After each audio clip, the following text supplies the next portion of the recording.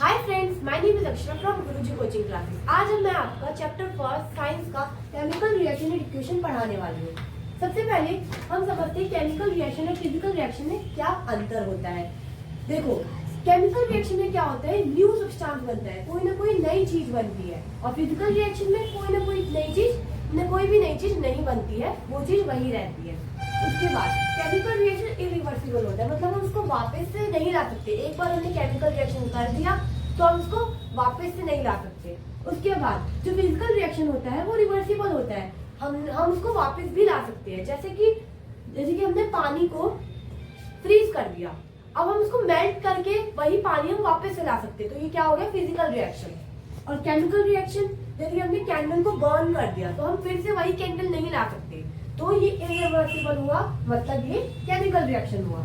Digestion in human body, अब हमारा एक बार डाइजेशन हो गया, फूड हमने डाइजेस्ट कर लिया, तो हम फिर से वो फूड नहीं ला सकते, मतलब इरिवर्सिबल। तो ये क्या हो गया, केमिकल रिएक्शन। उसके बाद हम ये कैसे पता करेंगे कि कहीं केमिकल रिएक्शन हुआ है, कैसे पता लगेंगे? तो ये 4 चीजें हैं जिससे हम पता लगा सकते हैं। सबसे पहले चेंज इन कलर, अगर कलर में चेंज हो रहा है, कोई सब्सटेंस है उसका पहले कुछ और कलर था, कुछ और कलर हो गया, तो वहाँ पे केमिकल रिएक्शन हो रहा है। स्टेट में चेंज हो रहा है, सॉलिड से लिक्विड और लिक्विड से गैस हो रहा है, वहाँ पे केमिकल रिएक्शन हो रहा है। कोई ना कोई गैस निकल रही है, जैसे कि हाइड्रोजन गैस, कार्बन डाइऑक्साइड, वहाँ पे केमिकल रिएक्शन हो रहा है। टेम्परेचर में चेंज आ रहा है, बहुत ज्यादा हीट निकल रही है, ऐसा कुछ, तो वहाँ पे केमिकल रिएक्शन हो रहा है, एंड सो ऑन। ओके, तो चलो बच्चों, हम स्टार्ट करते हैं एक्टिविटी जो आपके एनसीईआरटी में दे रखी है। मैग्नीशियम रिबन, जब हम इसको एयर में बर्न करेंगे, जलाएंगे, ठीक है। Magnesium ribbon burns with a white dazzling flame, जब हम मैग्नीशियम रिबन को एयर में जलाते हैं तो वो बहुत ज्यादा फुलझड़ी जैसी चिंगारे देती है, बहुत ज्यादा वाइट डैज़लिंग फ्लेम हम उसको कहते हैं, ठीक है। उसके बाद जब ये रिएक्शन हो जाता है, लास्ट में कुछ प्रोडक्ट निकलता है, ठीक है। तो प्रोडक्ट क्या होता है, मैग्नीशियम ऑक्साइड। ये क्या होता है, व्हाइट कलर का पाउडर होता है। तो इस रिएक्शन को लिखेंगे कैसे, Mg+O2 MgO। ये रिएक्टेंट्स है, ये दोनों रिएक्टेंट्स है, और इनको मिला के क्या बन गया, प्रोडक्ट बन गया, जो है मैग्नीशियम ऑक्साइड, और ये व्हाइट कलर का पाउडर है। उसके बाद ये रिएक्शन कॉम्बिनेशन रिएक्शन भी है, एंडोथर्मिक रिएक्शन भी है। अब ये क्या होता है ये मैं आपको आगे बताऊंगी। तो अभी के लिए इतना याद रख लो कि कॉम्बिनेशन रिएक्शन भी है, एंडोथर्मिक रिएक्शन भी है। अब क्वेश्चन क्या रखने हैं, मतलब जब हम ये रिएक्शन कर रहे हैं तो हमें कुछ ना कुछ अपने आप पास सेफ्टी रखनी होगी। सबसे पहले क्या सेफ्टी है, वियर आई ग्लासेस। अब अपने आंखों में जब आप ये रिएक्शन करवा रहे हो, आपको अपने आंखों में आई ग्लासेस पहनने पड़ेंगे। क्यों? क्योंकि उसमें व्हाइट डैज़लिंग फ्लेम लगती है, जिससे आपकी आंखें कुछ देर के लिए खराब भी हो सकती है, आपको कुछ देर के लिए दिखेगा नहीं, ठीक है, क्योंकि उसमें से क्या निकल रही है, व्हाइट डैज़लिंग फ्लेम निकल रही है। तो इस रिएक्शन को आपको आई ग्लासेस पहन के करना है।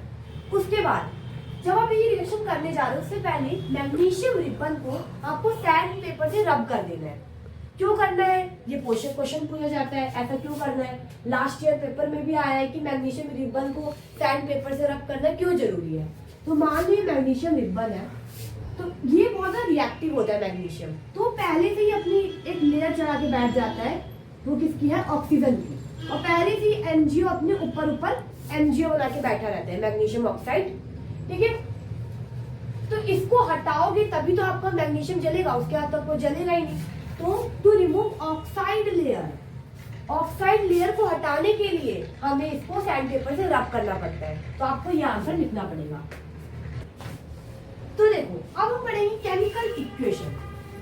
देखो, अभी हमने पढ़ा एक्टिविटी, मैग्नीशियम ऑक्सीजन के साथ रिएक्ट कर रहा है और मैग्नीशियम ऑक्साइड बना रहे हैं, जो है क्या है, व्हाइट पाउडर है।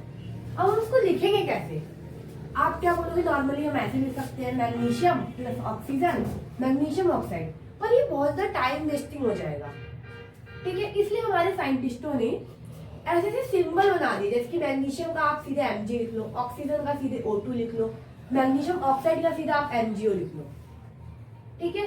तो ऐसे सिंबल बना दिए, जिससे ये सिंपलेस्ट हो गया। अब आपको इतना बड़ा नहीं जरूरत नहीं, आप सीधे ये लिखो Mg+O2 equal two gives us MgO, और इसको हम केमिकल इक्वेशन कहते हैं, ओके। अब हम पढ़ेंगे बैलेंसिंग। अब हम किसी भी केमिकल कंजर्वेशन को बैलेंस कैसे करेंगे। और पहली बात ये पूछे कि बैलेंसिंग करना ही क्यों जरूरी है, क्या दिक्कत है बैलेंसिंग, कोई प्रोडक्ट और रिएक्टेंट बैलेंस ना हो। तो बैलेंसिंग करना इसलिए जरूरी है to follow law of conservation of mass. ये क्या कहता है, हमने 9th में पढ़ा था, मास ऑफ रिएक्टेंट और मास ऑफ प्रोडक्ट इक्वल होना चाहिए। अब यहाँ पे देखो बच्चों, यहाँ पे 2 ऑक्सीजन है, 2 मॉलिक्यूल ऑक्सीजन है और यहाँ पे एक ही ऑक्सीजन है। तो यहाँ पे law of conservation of mass follow नहीं हो रहा है, लेकिन हमें ये फॉलो करना होगा। Mass of reactant equal to mass of product करना होगा। तो देखो कैसे करते हैं। सबसे पहले यहाँ पे कितने ऑक्सीजन है, 2 मॉलिक्यूल ऑफ ऑक्सीजन है, तो यहाँ पे भी 2 मॉलिक्यूल ऑफ ऑक्सीजन होना चाहिए। तो यहाँ पे 2 का मल्टीप्लाई कर दो, आपको यहाँ पे लिखना है, ओके, आपको यहाँ पे नहीं लिखना, आपको यहाँ पे लिखना है। तो अब इसके साथ 2 हमने मल्टीप्लाई कर दिया, तो 2 इसके साथ भी मल्टीप्लाई हुआ, Mg के साथ भी हुआ, मैग्नीशियम के साथ भी और ऑक्सीजन के साथ भी। तो ऑक्सीजन तो 2 हो गए, चलो ऑक्सीजन बैलेंस हो गया हमारा। लेकिन अब देखो मैग्नीशियम की दिक्कत आ गई, यहाँ पे मैग्नीशियम एक ही है और यहाँ पे मैग्नीशियम अब 2 हो गए, 2 का मल्टीप्लाई हो गया ना। तो यहाँ पे भी हमें बैलेंस करना पड़ेगा, यहाँ पे हम 2mg लगा देते हैं, तो यहाँ पे भी 2mg, यहाँ पे भी 2mg, mg की बैलेंस हो गया बैलेंस। तो ये पूरा इक्वेशन हमारा बैलेंस हो गया। उसके बाद Fe plus H2O gives us, अब हम इसको बैलेंस करते हैं। तो देखो बच्चों मेरे साथ करो, सबसे पहले आप ऑक्सीजन को देखो, इधर ऑक्सीजन कितने हैं 4 और इधर ऑक्सीजन एक ही है, ओके। तो हम इधर ऑक्सीजन 4 का मल्टीप्लाई कर देंगे, तो इधर 4 हो गया, ऑक्सीजन ऑक्सीजन बैलेंस हो गया, इधर 4 है, इधर ऑक्सीजन 4 है। उसके बाद अब यहाँ पे हमने मल्टीप्लाई करा, तो H को भी देख लो, हाइड्रोजन को भी देख लो, इधर हाइड्रोजन 8 हो गया और यहाँ पे हाइड्रोजन 2 ही है, तो यहाँ पे भी हमें 4 का मल्टीप्लाई करना पड़ेगा। तो यहाँ पे 8 हो गया हाइड्रोजन, यहाँ पे भी 4 2 जा 8 हो गया हाइड्रोजन, 8 भी बैलेंस हो गया, हाइड्रोजन बैलेंस हो गया, ऑक्सीजन भी बैलेंस हो गया। अब क्या बचा हमारा, Fe आयरन बचा, आयरन इधर कितने हैं 3 और यहाँ पे कितना आयरन एक ही है, तो यहाँ पे भी 3 का मल्टीप्लाई कर दो, तो यहाँ पे हमारा Fe भी बैलेंस हो गया। तो तीनों सारे बैलेंस हो गए, तो बैलेंस केमिकल इक्वेशन हो गया। उसके बाद ये आपको होमवर्क दे रखा है, आपको ये होमवर्क करके लाना है, ठीक है। बताना मुझे कमेंट में कि क्या होगा इसका आंसर। तो कॉम्बिनेशन रिएक्शन वो होता है जब 2 रिएक्टेंट मिलकर एक प्रोडक्ट बनाते हैं, उन्हें हम कहते हैं कॉम्बिनेशन रिएक्शन। जैसे कि 2 और मोर रिएक्टेंट कंबाइन, मतलब 2 और मोर रिएक्टेंट कंबाइन होकर एक प्रोडक्ट बनाते हैं, उसे हम कहते हैं कॉम्बिनेशन रिएक्शन। 2 और more reactant combine to form a single product, simple सी बात है। उसके बाद इसके एग्जांपल क्या हो गए, जैसे कि हमने बताया था मैग्नीशियम प्लस ऑक्सीजन क्या बनते हैं, मैग्नीशियम ऑक्साइड एक प्रोडक्ट बन गया, तो ये क्या है, एक कॉम्बिनेशन रिएक्शन है। एक और एग्जांपल ले लो, ये क्या है, क्यूक्लाइन कैल्शियम ऑक्साइड, जब हम इसको वाटर के साथ रिएक्ट करवाते हैं तो क्या बनता है, स्लेक्ड लाइन। स्लेक्ड लाइन कौन है, कैल्शियम हाइड्रोक्साइड प्लस हीट, साथ में हीट भी निकलती है, उससे हम एक्सोथर्मिक रिएक्शन करते हैं। जब हीट रिलीज होती है, किसी भी रिएक्शन में हीट रिलीज हो रही है प्रोडक्ट के साथ, जिसके प्रोडक्ट के साथ हीट रिलीज हो रही है, उसे हम कहते हैं एक्सोथर्मिक रिएक्शन, ठीक है। अब ये जो स्लेक्ड लाइन है, इसको हम व्हाइट वॉशिंग के लिए यूज करते हैं।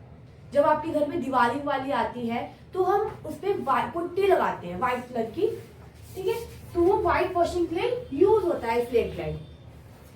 उसके 2 to 3 डेज बाद तुरंत ही आपकी वॉल पे शाइनी फिनिश नहीं आएगी, लेकिन 2 से 3 दिन बाद आपकी जो आपका स्लेक्ड लाइन है जो आपने लगाया था, वो कार्बन डाइऑक्साइड से रिएक्ट करने लग जाएगा, और जब ये कार्बन डाइऑक्साइड से रिएक्ट करेगा तो क्या बनाएगा, कैल्शियम कार्बोनेट, जो क्या है लाइमस्टोन हम इसको कहते हैं, प्लस H2O, वाटर जो होगा वो वेपर फॉर्म में उड़ जाएगा।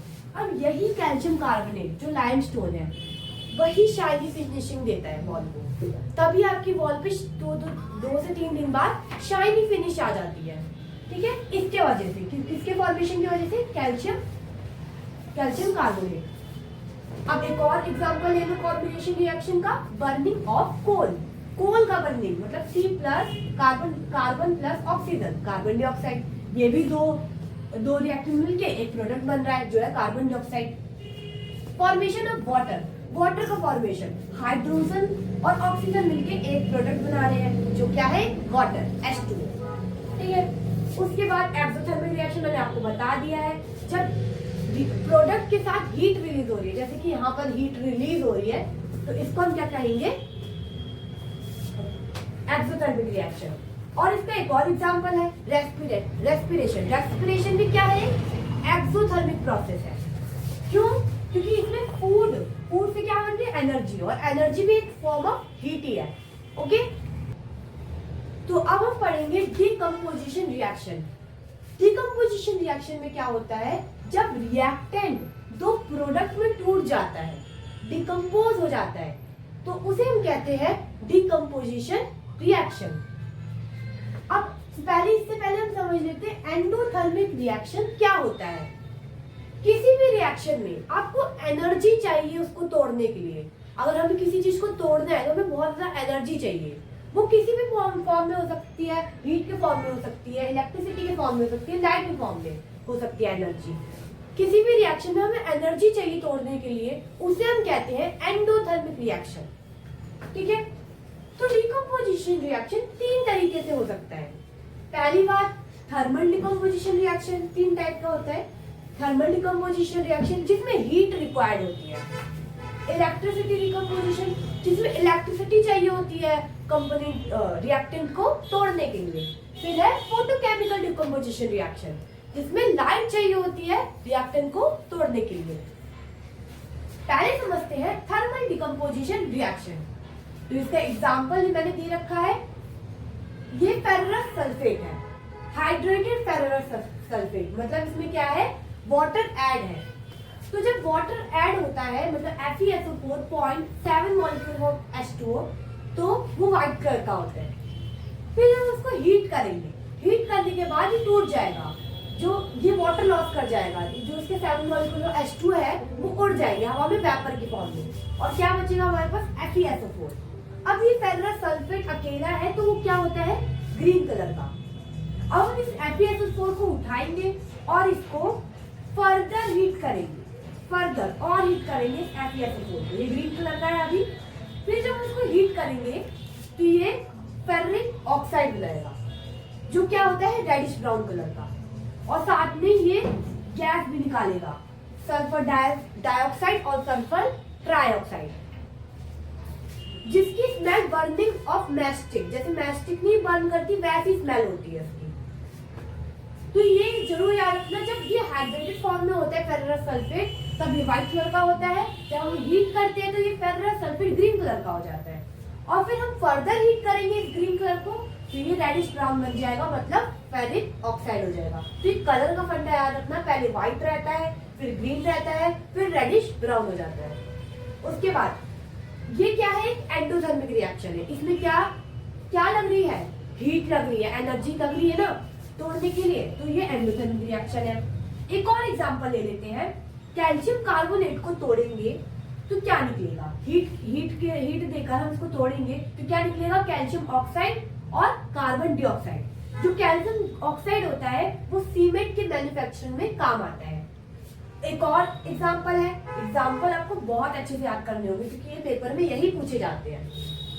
लेड नाइट्रेट, अब हम इसको हीट करवाएंगे तो क्या निकलेगा, लेड ऑक्साइड और नाइट्रोजन डाइऑक्साइड, उसके बाद ऑक्सीजन निकलेगी। ये नाइट्रोजन डाइऑक्साइड क्या है, ब्राउन फ्यूम्स है, ये ब्राउन फ्यूम्स है। ध्यान रखना, लेड नाइट्रेट को जब हम हीट करेंगे तो लेड ऑक्साइड, नाइट्रोजन डाइऑक्साइड और ऑक्सीजन निकलता है। अब करते हैं इलेक्ट्रिसिटी डिकम्पोजिशन। अब ये इलेक्ट्रिसिटी डिकम्पोजिशन क्या होता है, जब एक ही आपके एनसीईआरटी में इसका एक ही एग्जांपल है, वाटर। जब वाटर को हम इलेक्ट्रिसिटी से तोड़ेंगे, इलेक्ट्रिसिटी पास करवा के तोड़ेंगे इलेक्ट्रोड डाल के पानी में, तब वो H2 और O2 हाइड्रोजन अलग हो जाएगा, ऑक्सीजन अलग हो जाएगा। जहां पे जिस इलेक्ट्रोड पे हाई वॉल्यूम ऑफ गैस है वो क्या है, हाइड्रोजन। समझ जाना वो क्या है, हाइड्रोजन। और जहाँ पे लो वॉल्यूम ऑफ गैस है वहाँ वो क्या है, ऑक्सीजन। क्यों ऐसा क्यों है, high volume of gas hydrogen है, low volume of gas oxygen है? क्योंकि आप H2 में देखो, H2O के फॉर्मूले में आप देखो 2 मॉलिक्यूल ऑफ हाइड्रोजन के होते हैं, तो मतलब हाइड्रोजन इससे डबल है, तो वो ज्यादा है, तो मतलब हाई वॉल्यूम ऑफ गैस किसका रहेगा, हाइड्रोजन का, और लो वॉल्यूम ऑफ गैस ऑक्सीजन का। अब ये भी याद रखना, जो मेन पॉइंट है मैंने यहाँ पे लिख दिए हैं। कैथोड, अब कैथोड पे क्या निकलेगा, हाइड्रोजन गैस, और एनोड पे ऑक्सीजन गैस। ये इलेक्ट्रोड की टाइप है, कैथोड और एनोड होता है। अब ब्रिंग कैंडल एट H2। अब हमें और टेस्ट करेंगे कि H2 सच में निकली है या नहीं, तो हम एक कैंडल लेकर जाएंगे, बर्निंग कैंडल, और जहाँ पे H2 गैस निकल रही है उधर रखेंगे, तो वो क्या साउंड करेगी, it create pop sound. Pop sound निकला है तो समझ जा रहा होगा हाइड्रोजन गैस है। और अगर हम उसको ऑक्सीजन के पास ले जाएंगे तो ऑक्सीजन आग को और ज्यादा बढ़ा देता है, ठीक है, तो ये क्या है, ऑक्सीजन सपोर्ट कंबशन, ये और ज्यादा आग को बढ़ा देगा। उसके बाद अब हम पढ़ेंगे फोटोकेमिकल डिकम्पोजिशन। फोटोकेमिकल मतलब लाइट की मदद से तोड़ना, लाइट की मदद से। तो ये इसका एग्जांपल है सिल्वर क्लोराइड। सिल्वर क्लोराइड को हम सनलाइट में रखेंगे तो ये क्या हो जाएगा, सिल्वर और क्लोराइड में टूट जाएगा। ये जो सिल्वर हो जाएगा वो ग्रे कलर का हो जाएगा। कलर याद रखना, कलर बहुत ज्यादा पूछे जाते हैं। उसके एक और एग्जांपल यही दे रखा है, सिल्वर ब्रोमाइड। जब हम इसको लाइट के प्रेजेंस में तोड़ेंगे तो ये बन जाएगा सिल्वर और ब्रोमाइड। अब ये जो रिएक्शन ऊपर जो दी गई है, इसको ब्लैक और व्हाइट फोटोग्राफी में हम यूज करते हैं। और इन ये जो सिल्वर क्लोराइड है, सिल्वर ब्रोमाइड है, इनको ब्लैक बॉटल में करके रखा जाता है। क्यों? क्योंकि ये डिकम्पोज ना हो जाए, क्योंकि इनको लाइट मिलते ही टूट जाते हैं, जिसकी वजह से डिकम्पोज ना हो जाए, समझे? तो अब हम स्टार्ट करेंगे डिस्प्लेसमेंट रिएक्शन।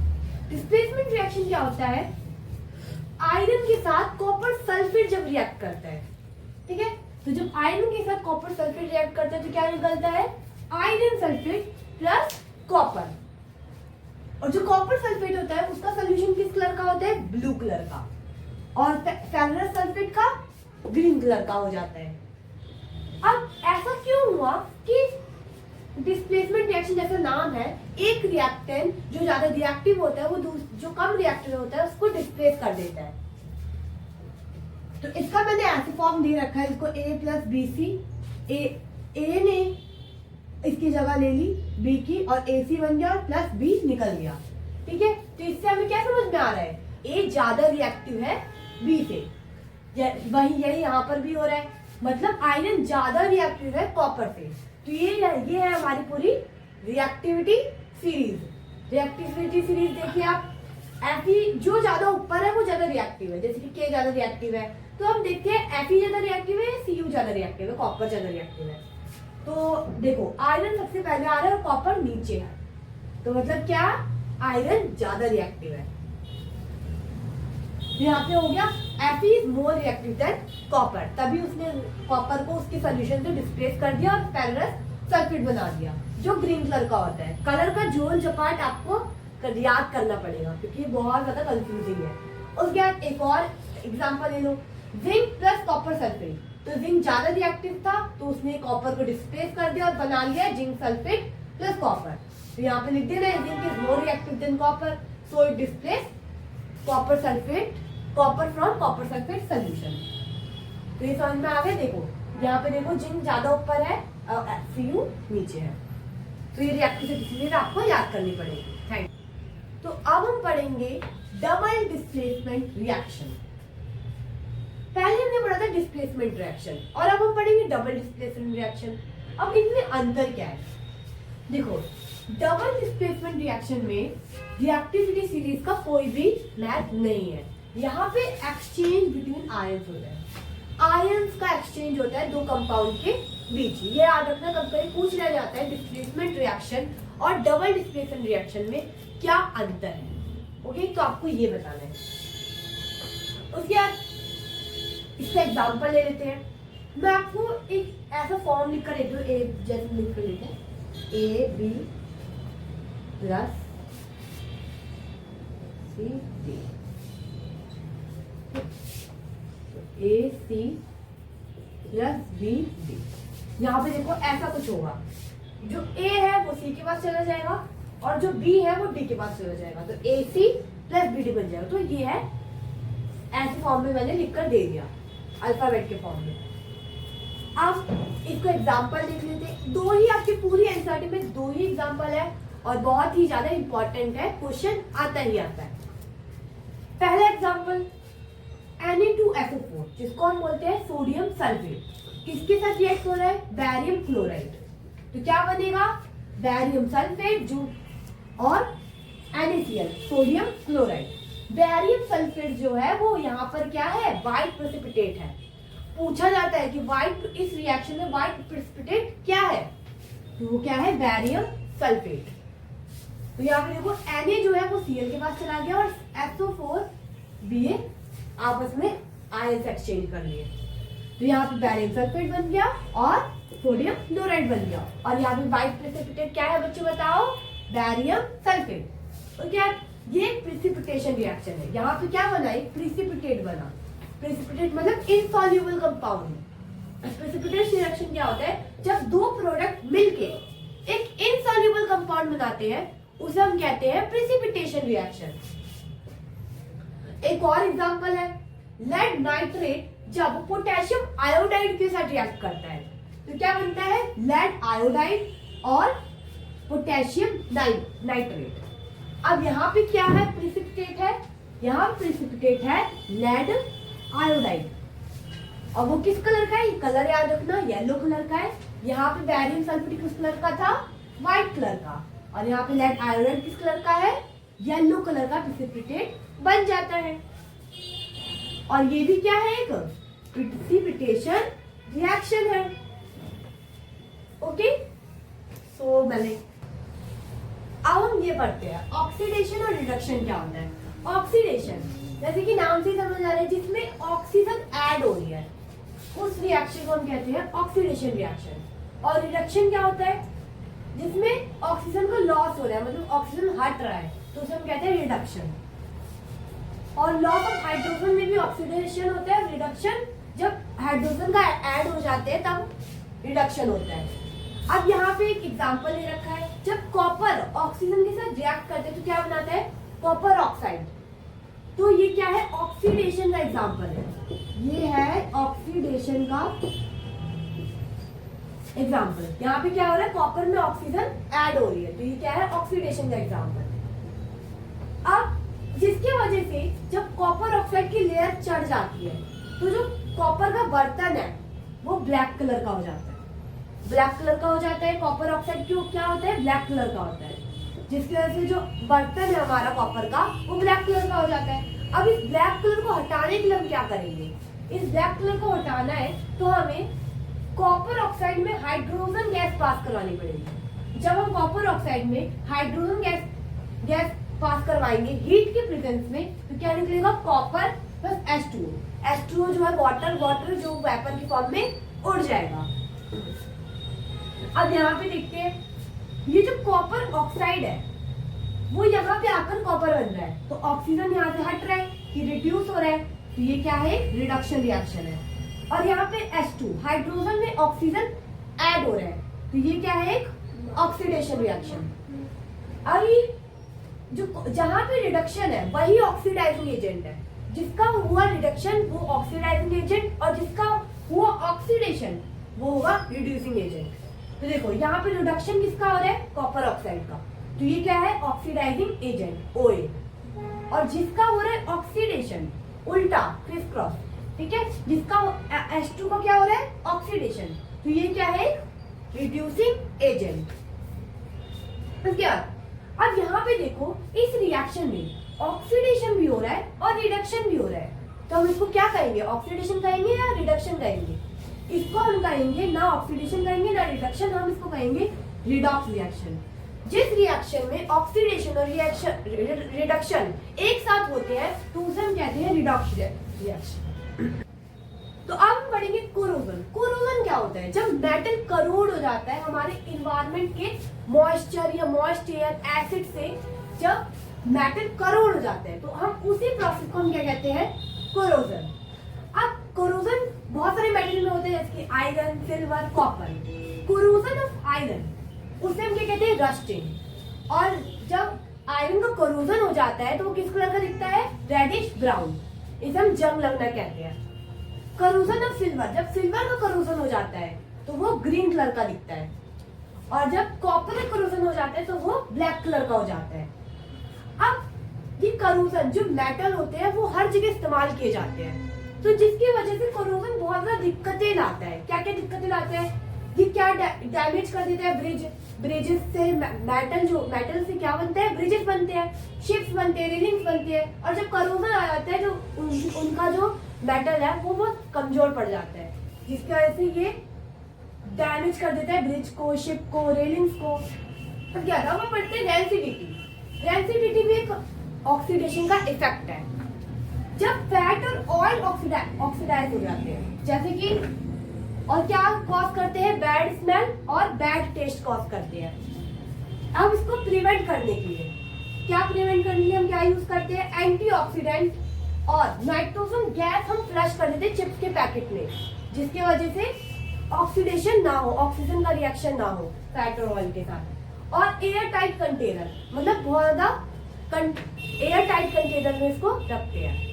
आपको ये चैप्टर पसंद आया तो इस वीडियो को लाइक, कमेंट, शेयर, सब्सक्राइब जरूर कर दीजिएगा और बेल आइकन भी जरूर दबा दीजिएगा।